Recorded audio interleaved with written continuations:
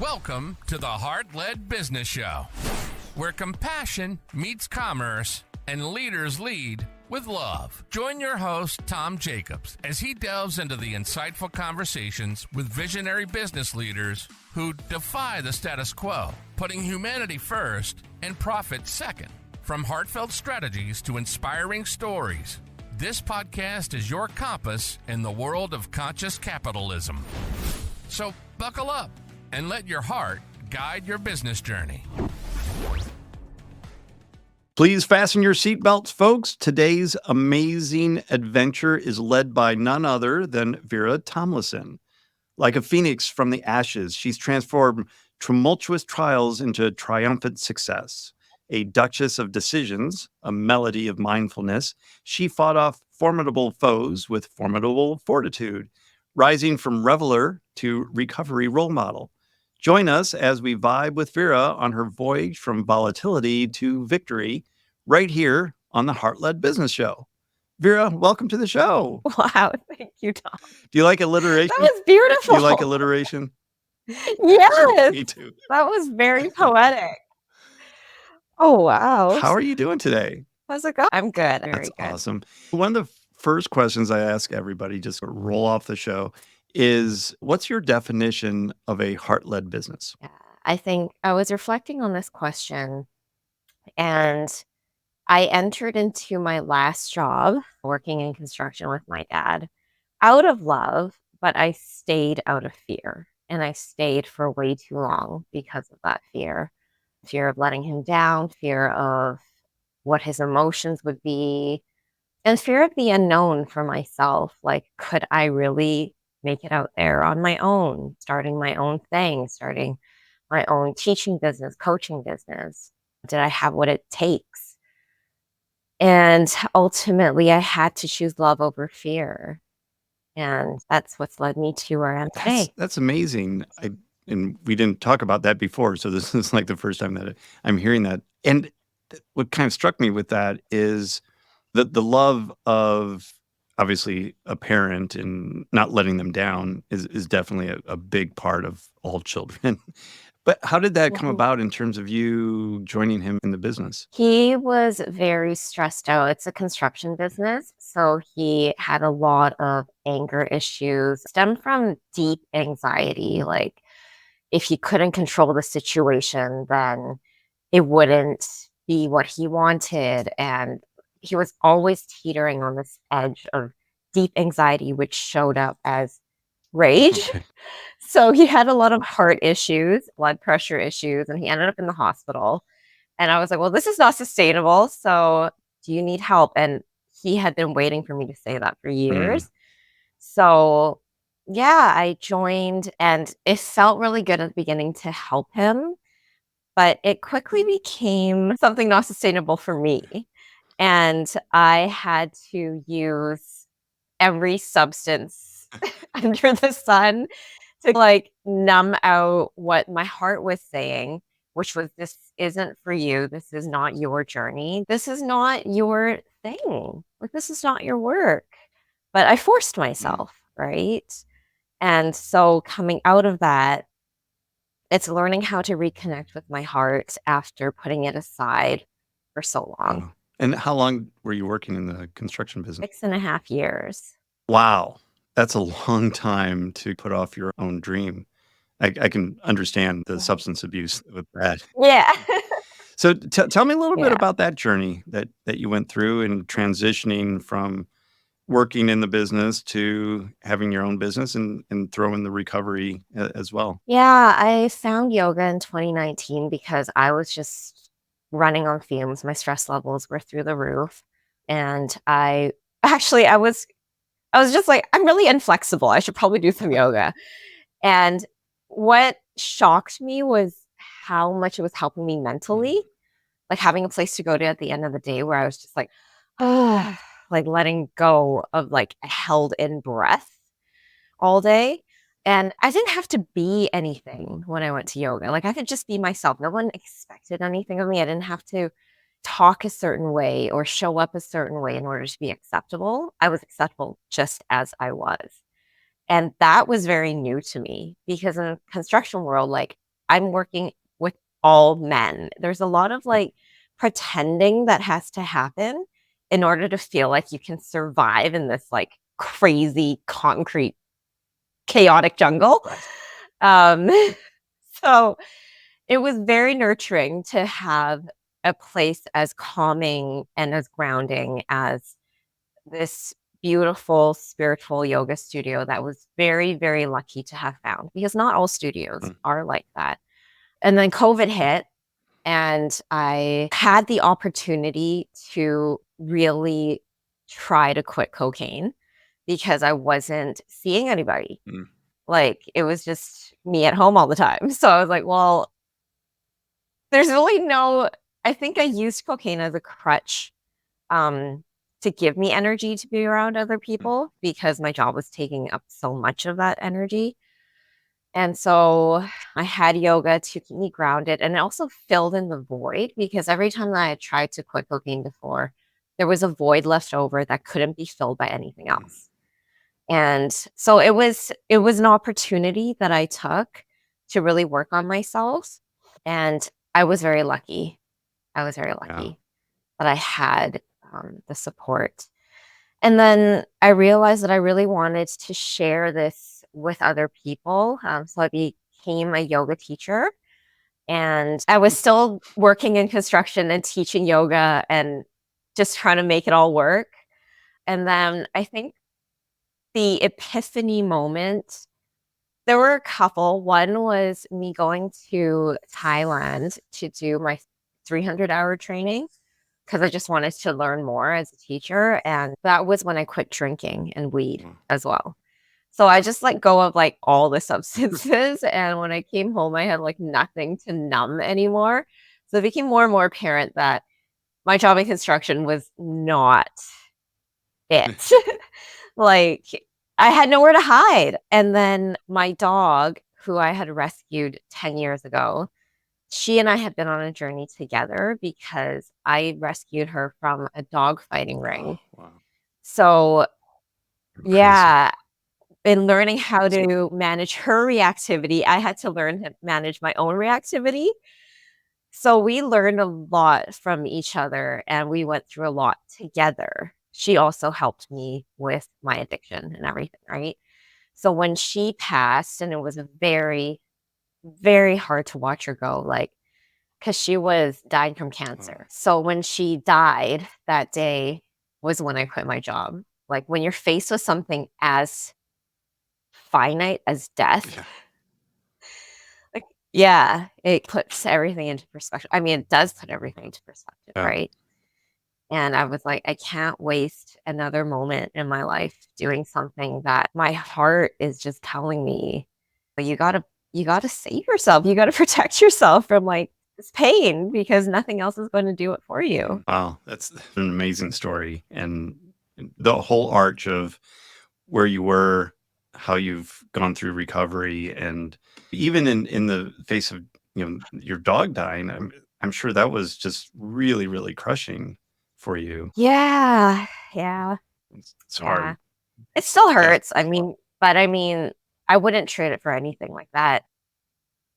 The love is absolutely worth the pain.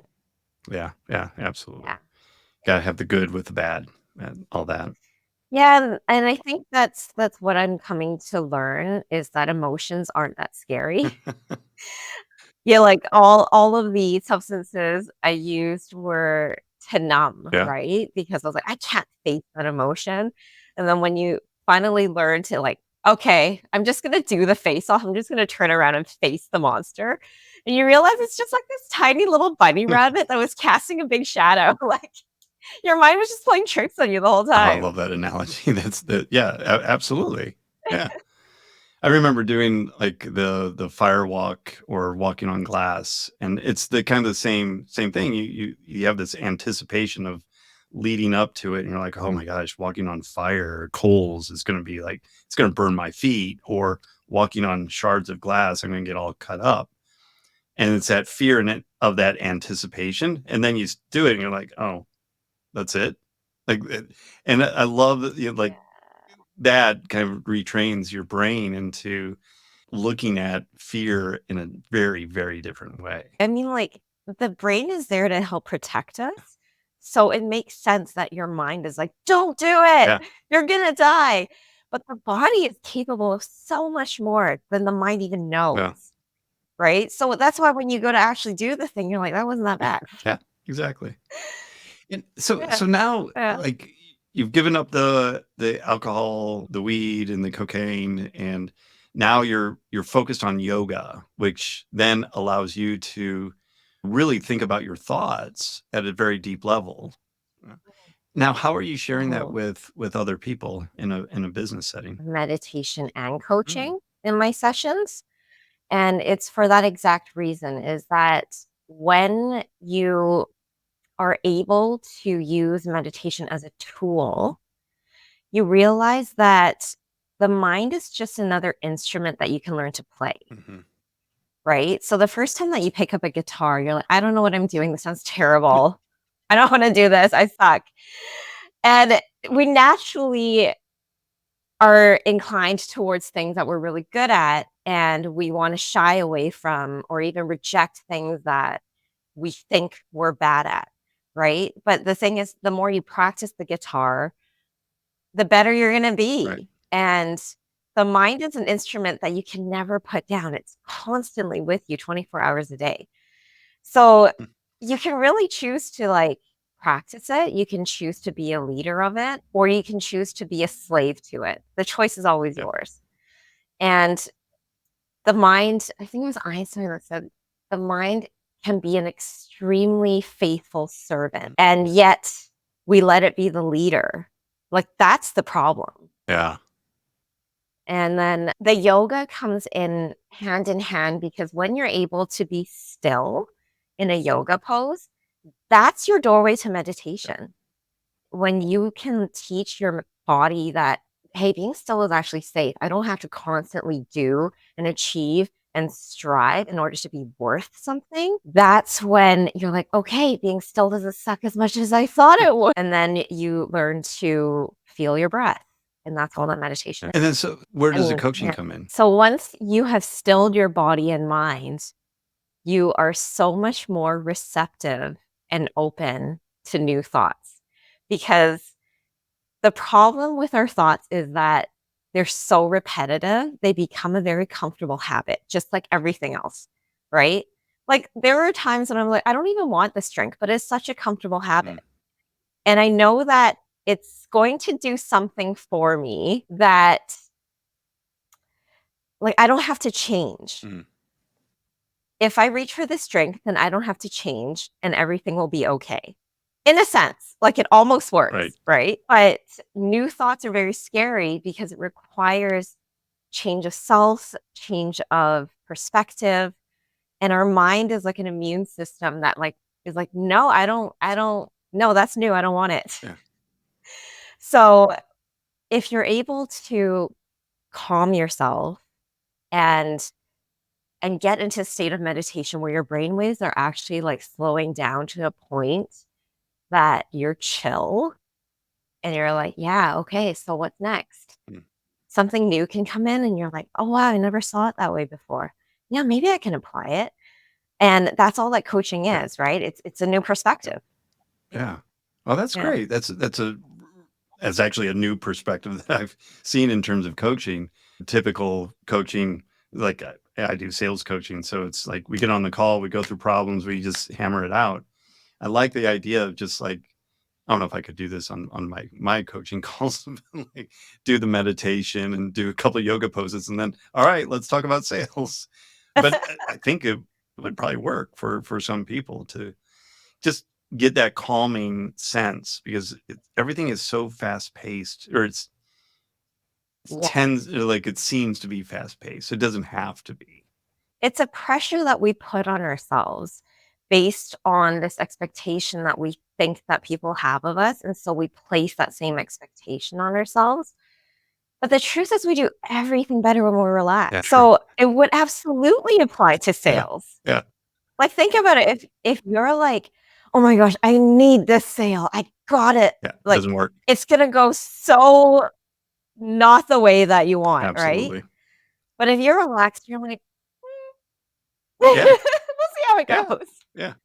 That's usually when the sales call goes the best. Absolutely. And actually, I encourage people to do some type of habit or ritual before a sales call. What if they're low energy people, then it's like do some push-ups, do some jump jacks, whatever, get in state, right? And then, or if they're super hyper all the time, then just take some deep breaths and get ready for a call, detach and go. Yeah, absolutely. Yeah. And both of those examples that you stated are examples of us getting into the body, Mhm. Yep. right? When you're doing jumping jacks and push-ups and you're like pushing yourself, it's hard to let your mind keep running through all the anxiety because you're just like, okay, I'm trying to breathe. Okay, I'm trying to like all your blood is rushing to your muscles, Yeah. right? So you're just like focused on what is happening in the body. And that's that it's bringing your attention back into the present moment. Same thing when if you're the kind of person that's really high intensity, if you focus on just your breath, like I'm only going to think about my next breath, again, that's getting back into the body. So the body is a tool that is always available to us. We're always with the body, right? So if you learned how to use it to your advantage, like that's a superpower. Yeah. That's amazing. Yeah, it's a great perspective. I love it.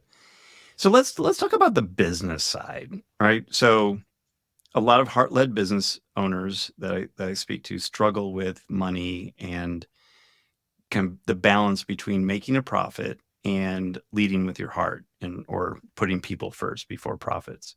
So how do you juggle that? I always ask myself, is this thought I'm having fear based or love Hmm. based? Because something fear based is of the mind. And if it's based in love, it's from your heart. So the voice that's like, if you don't do this, right, you're not going to make any money. And if you don't make any money, and okay, well, then what? What's the consequence? And you just like follow that path, Right. right? And it's like, what is the absolute worst thing that can happen? And when I asked myself that, I was like, it's death. Yeah. Because that's the finite thing. Anything else, I can always come back from. There's always another thing that I can still do. So if there's always something else that I can still do, is it really that scary? Yeah, not at all. Like, take care of your body first, and then everything else will fall into line. Well, that would like keep people from burning out so much. And so many Exactly. entrepreneurs just go, go, go, go, go. And you can see it in, I've friends have done startups and you can see when they start and the stress level by how large, because they're putting on weight and they're not exercising, they're not taking care of their body. And the business kind of follows that same suit. But you look at the Absolutely. entrepreneurs that take that time and they work out, they do meditation, mindfulness, and slow things down. They're the ones that are more successful. I mean, how you do one thing is how you do everything, right? 100%. And everything that you do is a projection of you. So if you're not taking care of yourself, how do you expect something that you put your energy into to do well? Yeah, I mean everything is a mirror. Everything is a mirror. Nice. So it's important to see that, to know that, and then to come back to that because even that is an exercise in itself, right? I noticed recently like how much my mind wants to have everything happen on its timeline. And my heart is always telling me everything will happen. Trust. Yep. Right. So that's hard to do because it's separating the ego from the soul for sure. Like none of this stuff is easy, right? Like the first time I meditated, or even like the first 9 months of trying to meditate was like torture. So it's a journey. All of it is a journey. It's very much worth Yeah. it. And I can definitely tell you that the amount that you grow is the amount that your business will grow. Yeah. 100%. Yep. Yeah. The ones that aren't putting the work into themselves aren't putting the work into the business either. Do you have any like stories of like some surprises, some either good surprises, bad surprises that have happened because you were leading with your heart and not with your head or always thinking about profit or making some money. Absolutely. I was leading a yin and yoga nidra workshop, and there was a lady that came in, and I could tell she was a bit uneasy. And I just like made her feel really welcome. And she said, "It's been a while since I've done yoga." I'm like, "Okay, yeah, no problem." Like, it's very chill today. We're just going to do some very chill yin yoga. It's very gentle, and you hold the poses for like 3 to 5 minutes. So it's really more meditative than anything. And she's like, "Okay." And then afterwards, I just checked in with her. I was like, "How was it?" And she's like, "That was actually way better than I thought it would be." And she left. And then a few minutes later, she came back in, and I was like, "Oh, did you forget something?" She's like, "No, actually, do you do this privately?" I was like, "Sure, yeah." I gave her my information. She ended up contacting me, and the message that she wrote me floored me. And she had received a diagnosis about 6 months ago with brain cancer, Oh my gosh. 3 tumors, and one of them was operable and the other two were not. So she went through with the surgery, and she's like, "I have been through all of the therapies. I've been trying to get support. Nothing seems to be helping. Like, but what you did today with the yoga and meditation, like that actually got me somewhere that I haven't been in a long time." So we started working together, and I was like, "Who am I to do this?" like, like I coach people who maybe are going through like divorce or a career change, or like I had never been faced with something that was like life or death like this. And I was really scared myself going into it, but every day or every session that we do together, I just put all of that aside, and I'm like, "Okay, just show up and do your thing. Like, Yeah. teach the yoga, teach the meditation, and then we chat after." Mm. Like, our coaching session is more of a chat than anything. And because her ultimate goal is to reconnect with her body and her spirit. Mm. And she wrote something recently, and she said that you're not just a supportive yoga instructor, you're actually an advocate for my soul's Oh journey. wow. Wow. Yeah. What a great Yeah. testimonial. I Yeah. mean, that's amazing when oh Yeah. wow.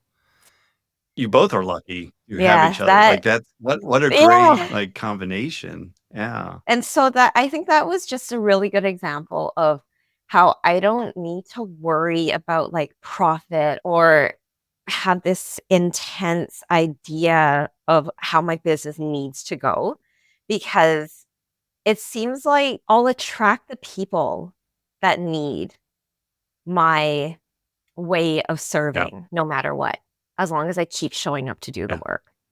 Yeah, I mean, that's had you like thinking about the opposite of what could have happened in that interaction, right? You're the teacher, but you're thinking business and like, okay, let's take the cash, let's go to the class. We're done with the class.